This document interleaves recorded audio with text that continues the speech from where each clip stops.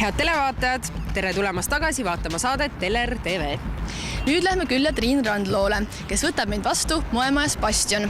Seal räägib ta täpsemalt meil käimas olevast disainikonkursist, kelle võitja saab Bastionist toodetud riideid oma fantaasia järgi ümber teha ja nende riiete müügi eest ka raha teenida. Head televaatajad, oleme tulnud Bastionisse, et juttu teha Triin Randlooga ning uurida lähemalt, et mis see disainikonkursis täpselt on ja lasta näitab meile siin Bastioni peal ringi, et millised need riided on, mida disainereitel on võimalik disainida ning üleüldse millist konkursiga siis täpselt tegu on. Lähme vaatame, kus ta on. Triinu! Tule! Tervist! Tere! Räägi, või kus sa meid siis viid, näitad meile riideid, mis toimub? No ühesõnaga meil tuleb taaskasutuskonkurss ja ma ei teagi, mida te näha tahate kõigepealt. Me tahame näha neid riideid. Mida nagu noored või vanad või korstapühkijad. Me tahame näha neid riideid, mida saab ümber disainida. No, võitja. Mida minu tasu? Triin, aga räägi natukene lähemalt siis nüüd puust ja punaseks, et kuidas see konkurss täpselt välja näeb, kes täpselt tohib osa võtta, millal see hakkab... Et teen valemi sulle selgeks. Jaa, täpselt. Mina tahan ka võib-olla, mina ei tea. Et kõik, kes tahavad osaleda, saadavad praegu enda visiooni teatud kollektsioonist. Mul on siin laua peal enda lemmikud välja valitud.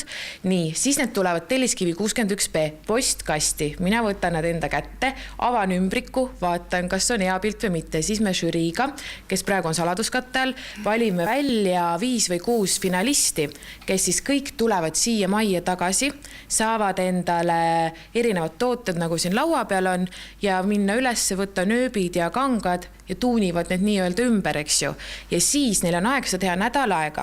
Igaüks saab kas 1 või 2 toodet ja nädal aja pärast tuleme me jälle kõik koos kokku, on ju, ja žürii pika laua taga, kõik on väga kurjad loomulikud, valivad välja selle ühe, kes on see võitja ja sellel võitjal on õigus ja au panna Bastioni poodi enda disainitud tooted, ta saab siit juurde veel laastneid võtta ja see tulu, mis on, läheb talle. Nii et põhimõtteliselt on see, et meie anname võimalused tööd teha sellel raskel ajal ja samas on see, et mõtleme ka selle peale, et tahame ju olla ikkagi keskkonnasäästlikud. Ma võtsin välja praegu 3 sellist põhieset, et ühed, mida me anname siis nii-öelda eelvoorus, on erinevad topid.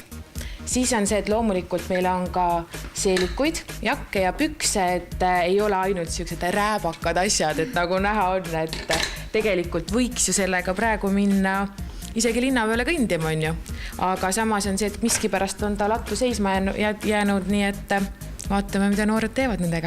No mida sa nagu ise eeldad või arvad, et mida noored teevad või mina näiteks, minul ei ole üldse kunstiannet, et mina ei tea, kas ma võin võtta pliiats või kriidiga teha või et mida ma teha võin, kas ma õmblen nagu nööbirea siia juurde või ma ei tea. Sest et eesmärk ongi ju see, et need on riided, mis muidu meil läheksid prügikasti ja meil samas on üleval ka õmblusest järgi jäänud kanga jäägid, ehk siis kas nad on pikad ribad või laiad või kollased või roosad, et need on ka need, et need ka prügikasti läheks, kasutame neid ka ära, et ta võib kangas siia peale, ma ei tea, teha roosi või siis tekstiilivärviga joonistada kriipsujukud sinna või tikkida midagi pitsiga, no see on täpselt enda vaba valik, et mingit piire ei ole.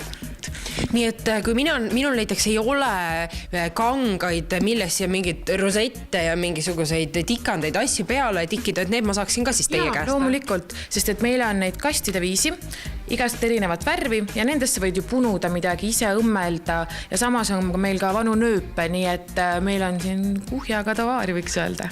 Ja kus kohas kõik need asjad on? Need kõik asjad on Bastionis, Telliskivi tänaval 61B. Aga me tegelikult tahaksime ka lattu minna ja natuke vaadata seal. Jaa, nii et lähme vaatame sealt ka. No nüüd me oleme jõudnud vist lattu, tõesti see on väga suur ladu. Tundub nii. Kuule, kas sa saaksid meile veel näidata mingid riideid, mida siis saaks ümber disainida võitja? Jaa, tule lähme. Nii, lähme siit Tart läbi. Tervistants. Näiteks midagi siit, eks ju. Tulen siia poole. Ja. Et siin on näiteks selline jakk siis on näiteks, siin on selline seelik, eks ju, et see on nüüd paar asja ja siit läheb rodu edasi, et mille seast me valime välja. Aga need 5 finalisti siis, et kas nemad saavad ise valida need riided, mida nad hakkavad ümber disainima? Meie paneme stange peale hästi palju erinevaid riideid ja siis nemad ise valivad 1 või 2 toodet. Ütleme, et kui mina olen kategoorilise pintsakute disainimise vastu, kas siis on võimalik, et ma saan seeliku? Saad küll ja sa võid võtta topi või püksid või mantli, nii et kuidas sul endal sobib? Mida sina disainiksid? Mis ma teeksin? Mida sa teeksid näiteks sellega? Kuule, see on ju suur sulle. Mina teeksin niimoodi, et ma tõmbaksin siia mingi ägeda vöö peale, siis ma ääristaksin, paneksin mingi ketid siia rippuma, siis paneks, tead, mis ma teeks? Ma teeks nagu sellise nagu kindrali jaki, aga nagu hästi kuidagi funky ja mitte nii terava. Oleks äge, siis paneks mingid ketid siia, paneks mingid asjad, paneks mingid vagunid, just nimelt nende narmastega vagunid. On ju äge? Või siis varukad keeraks niimoodi lohvakalt üles. Praegu on ju siuksed, nagu öeldakse, poissõbra riided moes. Siis sa räägid, et sul ei ole kunstimeelt. Ma just tahtsin öelda, mis sa ennem rääkisid. Palun väga, sellest saaks võib siia, kui sa oleks teist värvi. Väga hea. Väga tore. Nii et ideid on, ma arvan, palju. Tere! Kas me võime edasi tulla või me oleme siin? Aga mina jätan teid nüüd juttu rääkima, ma lähen alla tööd tegema, eks ju? Aitäh sulle! Tere! Te olete nüüd disainer, jah? Nii, jaa. No milliseid riideid ostetakse praegusel ajal kõige rohkem? Kas just selliseid nagu lihtsaid asju või pigem selliseid hullusid asju? No, ütleme nii, et meie firmas ostetakse mitte tavalisi asju. Just täna tegime kokkuvõtte ja peaks mainima, et ostetakse just nimelt selliseid väga erilisemaid, et mitte väga lihtsaid ja natuke pidulikumaid. Ütleme, võib-olla lihtsaid asju saab teistest poodidest hästi odava raha eest, aga meie juures saab selle eest selliseid nipiga ja natuke kallimaid asju. Ütleme, meie disainikonkurss 2009, mida Bastion korraldab koos Teler TV-ga, et mis nagu on sinu visioon näiteks sellest, et millised need tööd võiksid olla, mis laekuksid või et millised on need tööd, mis teie silma pigem nagu teravdavad ja fokusseerivad selle töö peale? No ütleme, et mitte tavalised, mitte igapäevased, just nipikad. Et tegelikult on, kui oled nii kaua alal töötanud nagu mina, siis tegelikult on kohe esimese pealevaatamisega saab aru, et kas inimesel on nagu seda nutti, et üldse riietega tegeleda või ei ole. Et igal esemel peaks siis mingi nagu kiiks juures olema? Jah, see kiiks peaks olema ka selline, mis on, ütleme, vastuvõetav.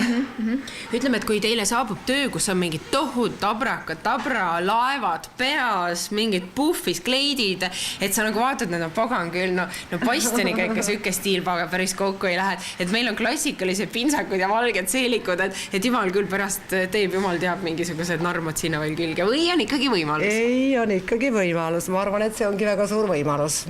Et võib ka laevad pähe panna, lennukid tagumiku peale, eks me oleme ise sama asja teinud. Ja tagasihoidlikuks ei pea jääma? Absoluutselt mitte. No, Bastion on hästi tihti ulatanud oma abistava käe noortele, et aidata disainida, et aidata noortel silma paista, et kuidagi sellel moetee peal niimoodi nagu kiiremini edasi liikuda. Et miks nüüd jälle taaskord selline tore disainikonkurss? Ma arvan seda, et Eestis toimub üldse liiga vähe kõiki selliseid konkursse või ütleme, seda konkurssi tegelikult korraldada on raske ja noorel on üksinda ka silma paista raske. Et meil on sellised suured konkursid nagu Supernova ja väga paljud võib-olla ei julge või nende jaoks on see nagu, ütleme, selleks, et Supernovale minna, pead sa olema juba mingil määral valmis tegija. No kallis ka tegelikult. Päris kallis ka, ütleme nii. Aga ma kujutan ette, et see on selline kas või huvitav tegevus noorele, kes võib-olla ta ei pea disaineriks saama, aga kellel on lihtsalt huvi selle asja vastu.